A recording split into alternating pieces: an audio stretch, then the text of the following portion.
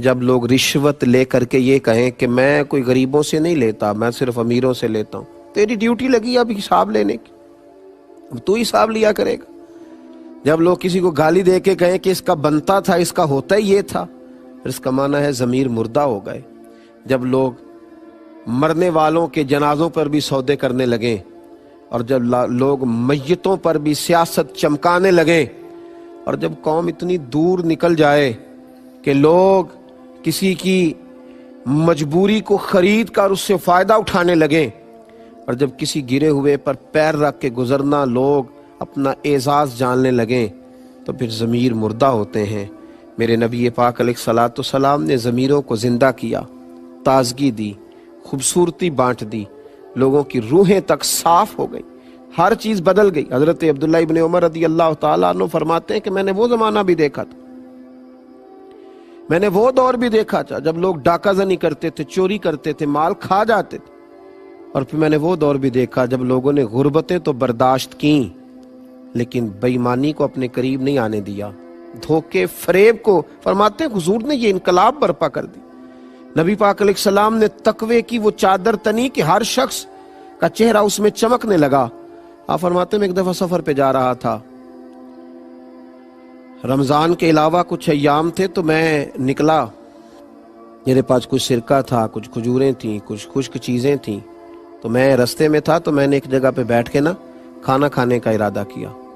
جناب عبداللہ ابن عمر رضی اللہ تعالیٰ عنہ فرماتے ہیں بڑا خوبصورت اور بڑا نورانی اور بڑے معصوم عکس والا نوجوان بکریاں چراتا ہوا مجھے نظر آیا۔ آپ فرماتے ہیں کہ اس کے چہرے پر عبادت کا نور اور اس کی آنکھوں میں سچائی کا حسن مجھے نظر آیا۔ اس کی داڑھی تو گرد سے بھری تھی پر روشنی بڑی شاندار تھی۔ آپ فرماتے ہیں کہ میں نے کھانا کھاتا ہے جب آدمی تو قریب بیٹھنے والے کو دعوت دیتا ہے، میں نے کہا کہ میاں کھانا کھا لو، رمضان بھی نہیں تھا اور وہ بکریاں چرا رہا تھا، میں نے کہا کھانا کھا لو، تو کہنے لگا حضور میں نہیں کھا سکتا، میں نے روزہ رکھا ہوا ہے۔ فرماتے میرے دل میں خیال آیا کہ صرف عبادت گزاری ہے یا تقوی کا بھی کوئی معیار اس نے اپنایا۔ میں اس کے قریب گیا تو میں نے جا کے اس کو کہا کہ تیری بکریاں بڑی پیاری ہیں، ایک میرے ہاتھ بیچ نہیں دیتا؟ تو وہ کہنے لگا حضور میری نہیں ہے، میں تو اجرت پر بکریاں چراتا ہوں، مالک کوئی اور ہے۔ فرماتے میں نے اس سے کہا کہ مالک سے کہہ دینا کہ ایک بکری بھیڑیا لے گیا تھا، بڑی سادی سی میں گفتگو کر رہا ہوں، اس سے کہہ دینا کہ ایک بکری بھیڑیا لے گیا تھا، کیا ہوتا ہے؟ یہاں لوگ آنکھیں چرا کے کہیں کچھ نہیں کر رہے، کہہ دینا۔ آپ فرماتے ہیں کہ کوئی جوش خطابت نہیں، کوئی بات نہیں، کوئی واز نہیں، کوئی نصیحت نہیں، کوئی کسی صوفی کا فرمان نہیں، بکریاں چرانے والا چرواہا، لیکن اس کے جملے نے میرے پورے وجود کو نور کے اندر کھڑا کر دیا لا کے۔ فرماتے وہ مجھے کہنے لگا حضور بکریوں کے مالک کو تو کہہ دوں گا بھیڑیا لے گیا ہے، اور جب دنیا کا، کونین کا اور عرش کا مالک پوچھے گا تو اسے کیا جواب دوں، اسے کیا بتاؤں؟ اللہ کے حضور بھی تو جانا ہے نا۔ یہ ہے ضمیروں کی زندگی، یہ ہے روحوں کی زندگی، یہ ہے جب دل زندہ ہوں۔ پھر اعلیٰ حضرت فاضل بریلوی رحمۃ اللہ علیہ فرماتے ہیں خوف خدا اور فکر آخرت یہ دو تیرے منہ میں لگامیں ہیں، یہ لگام ڈال کے کسی کے کھیت میں بھی تجھے کھلا چھوڑ دیا جائے گا تو کبھی بھی بددیانتی نہیں کرے گا، لیکن اگر تیرا ضمیر مردہ ہو جائے پھر بہت واضح و نصیحت، بہت سارے دلائل بھی تیرا کچھ نہیں کر سکتے۔ حضرت عبداللہ ابن عمر رضی اللہ تعالیٰ عنہ فرماتے اس نوجوان کی بات اتنی بھلی لگی کہ میں سفر چھوڑ کر کے واپس آیا، اور میں نے واپس آ کے معلوم کیا کس کا غلام ہے۔ مجھے بتایا گیا فلاں کا غلام ہے۔ فرماتے پہلے میں نے وہ غلام خریدا، پھر وہ ساری بکریاں خریدیں، پھر وہ بکریاں میں نے اسی غلام کو تحفے میں دے دی، اسی کو تحفے میں لوٹا دی۔ تو وہ کہنے لگا حضور یہ کیا ہے؟ فرمایا یہ تو جب اپنے رب سے ڈرتا تھا تو رب کریم نے یہ تجھے اس کا بدلہ عطا فرمایا ہے۔ ایک چھوٹا سا نذرانہ ہے میری طرف سے۔ ضمیروں کی زندگی۔ حضرت امام غزالی رحمۃ اللہ علیہ فرمایا کرتے تھے جو کامل مومن ہوتا ہے نا، جملہ یاد رکھنا آپ، فرماتے تھے جو کامل مومن ہوتا ہے نا، رائی کے دانے کے برابر بھی گناہ کرے تو اسے پہاڑ جانتا ہے۔ اتنا سا کسی کا دل اس کی وجہ سے تکلیف میں آئے تو اس کے سر پہ پہاڑ رائی کے دانے کے برابر گناہ کرے تو تڑپ جاتا ہے۔ اور فرمایا جو منافق ہوتا ہے، منافق وہ پہاڑ کے برابر بھی گناہ کر کے راہی جانتا ہے، اس لیے کہ اس کا دل مردہ ہو گیا، اس کے اندر ایمان کی وہ رمق، وہ حسن، وہ خوبصورتی نہ رہی۔ تو جب دل زندہ ہوتے ہیں، ضمیر زندہ ہوتے ہیں، روحیں زندہ ہوتی ہیں، پھر انسان انقلاب برپا کرتے ہیں، پھر روشنی۔ حضرت سعد بن ابی وقاص رضی اللہ تعالیٰ عنہ فرماتے ہیں کہ ایک علاقے میں ہم گئے تھے جہاد کی غرض سے، تو اس علاقے کے بادشاہ کا تاج بڑا معروف تھا کہ اس نے بڑے قیمتی ہیرے اپنے تاج میں لگوائے۔ تو میں نے تمام فوجیوں سے کہا کہ اس کا تاج اگر ہاتھ آ گیا نا تو مال خزانہ میں بڑا قیمتی رہے گا، تو خیال رکھنا۔ دولت آنکھوں کو چندھا دیتی ہے، اور بڑے بڑے دولت مند بھی دولت کو دیکھ کر پریشان ہو جاتے ہیں، دولت مند بھی۔ اس کی وجہ یہ ہوتی ہے کہ ضمیر زندہ نہیں ہوتے، وہ نفس کی دوڑ دھوپ ختم نہیں ہو رہی ہوتی۔ فرماتے میں نے کہا کہ ذرا خیال رکھنا، رات کا وقت تھا، صحرا کا علاقہ تھا، گمسان کا رن پڑا، اور جب اس بادشاہ کی گردن کٹی تو اس کا تاج کب سر سے اترا اور کب ریت میں مل گیا کسی کو خبر ہی نہ ہوئی۔ آپ فرماتے ہیں کہ شام کو جب جنگ ختم ہوئی تو میں نے کچھ سپاہیوں کی ڈیوٹی لگائی، انہوں نے تلاش کیا ریت کے ٹیلوں میں، لیکن اس کا وہ تاج نہ ملا۔ میں نے کہا چھوڑو یار، نہیں ملتا تو رہنے دو، سو جاؤ، صبح دیکھی جائے گی۔ حضرت سعد بن ابی وقاص رضی اللہ تعالیٰ عنہ فرماتے ہیں لوگ سو گئے، میں بھی اپنے خیمے میں چلا گیا سونے کے لیے۔ ابھی میں لیٹنے کی، آرام کرنے کی، سونے کی تیاری ہی کر رہا تھا کہ ایک سپاہی نے باہر سے آواز دی، کہا سپاہ سالار اگر اجازت دو تو میں اندر آ جاؤں۔ فرماتے میں نے کہا آ جاؤ۔ وہ شخص اندر آیا تو اس نے ایک پرانی سی چادر اوڑھ رکھی تھی، کپڑے بھی اس کے پرانے تھے۔ سلام لیتے ہی وہ اندر آیا اور اس نے اپنی چادر کی اوٹ میں سے وہ ہیروں والا تاج جس پر بڑے قیمتی ہیرے لگے تھے وہ نکالا اور رکھا۔ کہنے لگا میں ابھی شام میں گزر رہا تھا تو میرے گھوڑے کے پیر سے کوئی چیز ٹکرائی ہے، میں نے کھولی ہے تو یہ تاج نکلا ہے، یہ رکھ لیجئے۔ حضرت سعد بن ابی وقاص رضی اللہ تعالیٰ عنہ فرماتے ہیں چہرے پر اس نے نقاب اوڑھا ہوا ہے۔ میں نے اس کو کہا کہ میاں تمہیں مل گیا تھا یہ تاج، تم دینے آئے تو تم تو مجھے کچھ غریب آدمی لگتے ہو۔ اس نے کہا حضور جب میں اپنے گھر سے چلا تھا نا تو 11 بچوں کا باپ ہوں، ایک شام کا کھانا تھا گھر میں، اگلی صبح کے لیے کھانا موجود نہیں تھا۔ دامان توکل کی یہ خوبی ہے کہ اس پر پیوند لگے ہوتے ہیں پر دھبے نہیں ہوتے، اور غیرت ہے بڑی چیز جہان تگ و دو میں، پہناتی ہے یہ فقر کو تاج سردارا۔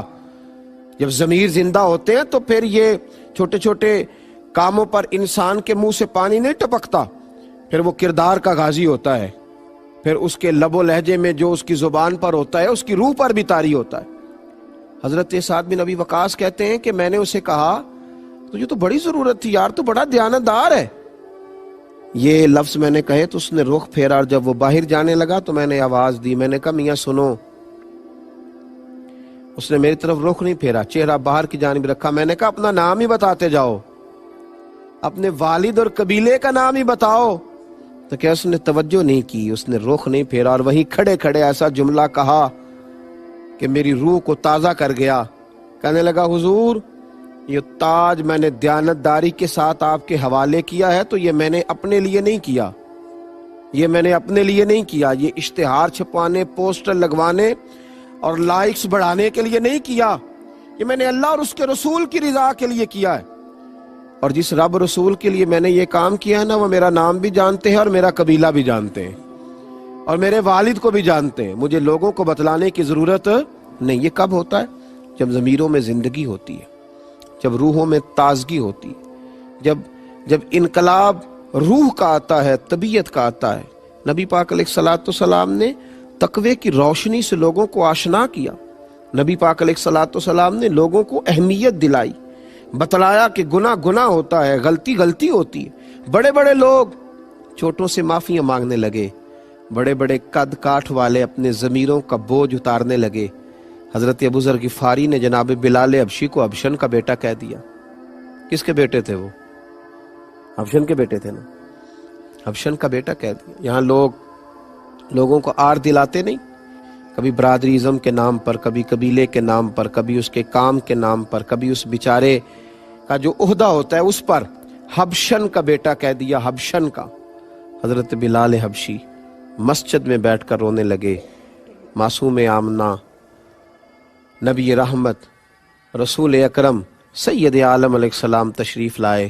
میرے محبوب نے آتے ہی حضرت بلال کی آنکھوں کے آنسو دیکھے۔ تمہیں کیا ہوا؟ کہا یا رسول اللہ اگر میں حبشن کا بیٹا ہوں تو میری کیا غلطی؟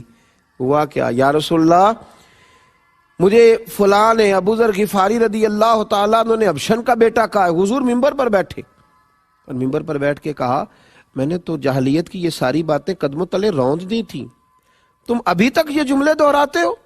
تو رون ڈالی باتیں تو رونج ڈالی، ابھی تک جو آدمی یہ جاہلیت کی باتیں دہرائے وہ تو رونج ڈالی۔ حضور فرمانے لگے۔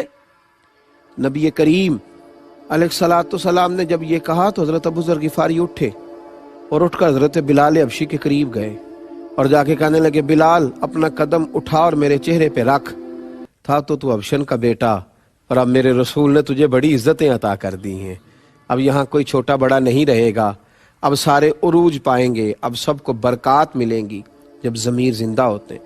حضرت ابو ذر نے معافیاں مانگی، حضرت بلال حبشی سے معافی طلب کی، بار بار ان سے گزارش کی کہ وہ مجھ سے درگزر کریں۔ بھائیو یہ ہے ضمیروں کی زندگی، یہ ہے روحوں کی زندگی۔ آج لوگ گناہ کو گناہ ہی نہیں جانتے، بہت بڑا ظلم کرتے ہیں، اس کے باوجود چہروں پر پشیمانی اور زبان پر معذرت کے کچھ لفظ بھی نہیں آتے۔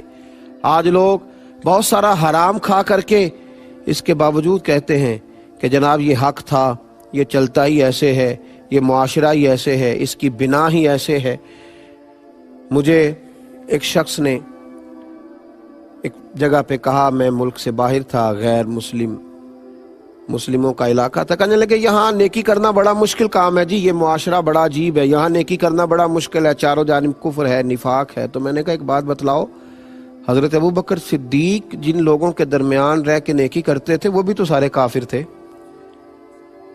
وہ بھی تو سارے کافر تھے، وہ بھی تو سارے کافر تھے، چاروں جانب کفار تھے، پر وہ کھڑے ہو گئے دیانتداری کا جھنڈا لے کے۔ حضرت عمر نے جب نیکی کی تو تب بھی سب لوگ ایسے ہی تھے، لیکن وہ کھڑے ہو گئے دیانتداری کا جھنڈا لے کے۔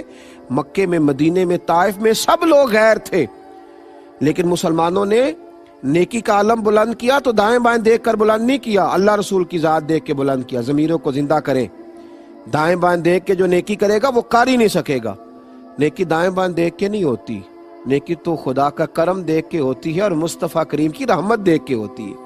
ہم نے تو اپنا ضمیر زندہ رکھنا ہے، ہم نے تو اپنا دل زندہ رکھنا ہے، ہم نے تو اپنی طبیعت کو تازہ رکھنا ہے۔ یہ کیا بات ہوئی کہ سارا زمانہ ایسے کر رہا ہے تو مجھے بھی ایسے کرنا ہے؟ میں اپنے حصے کا چراغ جلاؤں گا، آپ اپنے حصے کا چراغ جلائیں گے، ہم اپنے اپنے حصوں کی روشنی بانٹیں گے۔